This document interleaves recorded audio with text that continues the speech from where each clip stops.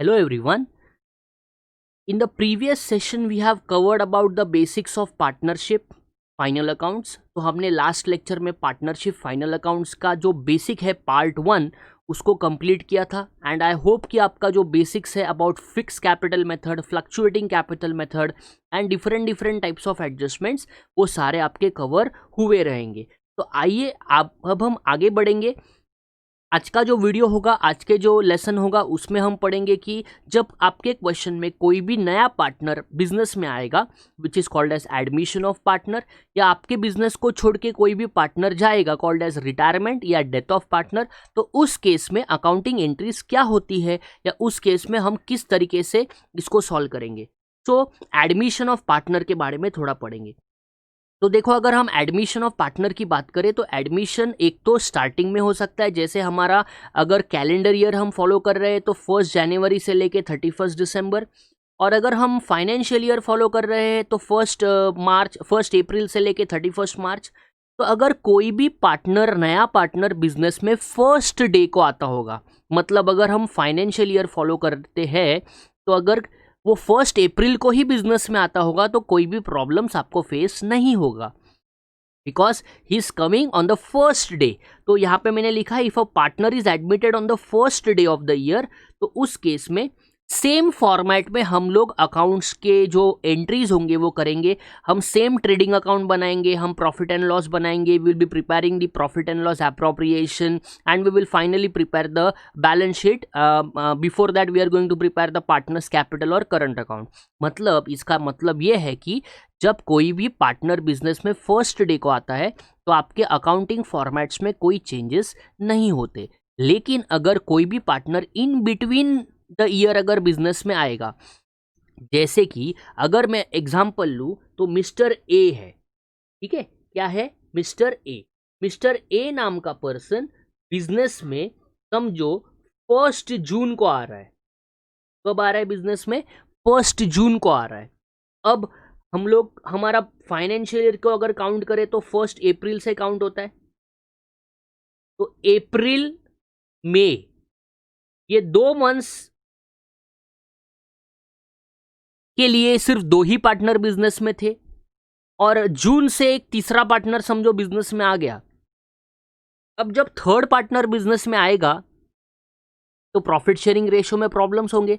तो हम third partner को फ्री में थोड़ी बिजनेस में आने देंगे। हम उसको बोलेंगे कि you are coming in the business, bring some capital, bring some goodwill. तो इतना इतना हमारा कैपिटल का शेयर है, इतना इतना हमारा गुडविल है, और उसके बेसिस पे वो जब नया पार्टनर कुछ पैसे लेके आ जाएगा तब उसको हम हमारे बिजनेस में एंट्री देंगे, और उसके बाद new profit sharing ratio calculate कर लेंगे ताकि जब लास्ट में प्रॉफिट हो जाए तो प्रॉब्लम्स फेस ना हो। तो हमें 2 चीज़ें ध्यान रखनी है।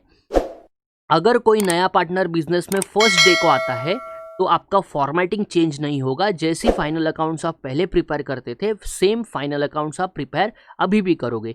लेकिन अगर कोई partner in between the year business में आता होगा तो आपका पूरा फाइनल अकाउंट का फॉर्मेट चेंज होएगा, और वो फॉर्मेट जो रहेगा वो हम लोग पूरा फॉर्मेट को चेंज करके प्रेजेंट करेंगे। मतलब प्री एडमिशन और पोस्ट एडमिशन।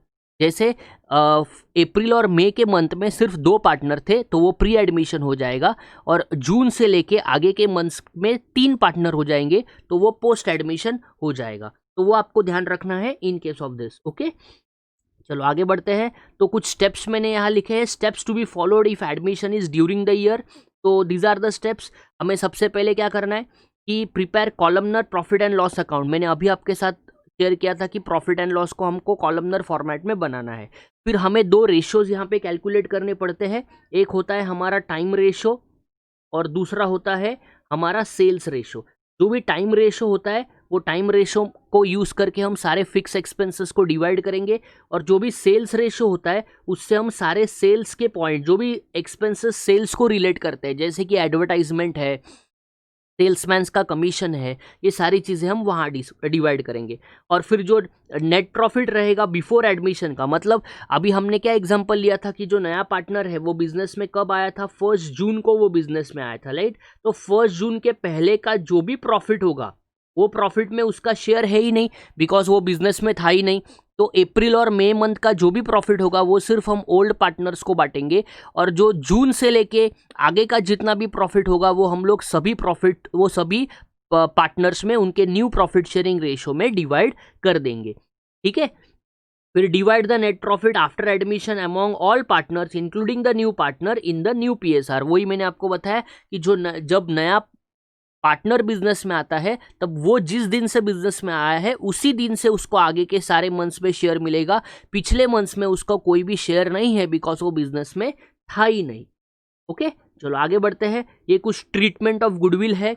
तो ये ट्रीटमेंट ऑफ गुडविल की मैंने यहाँ पे एंट्रीज लिख के दी है कि कैपिटल अगर कोई पार्टनर लेके आता है तो किस तरीके से एंट्री होगा। इसका PDF मैं आपके साथ शेयर कर रहा हूँ।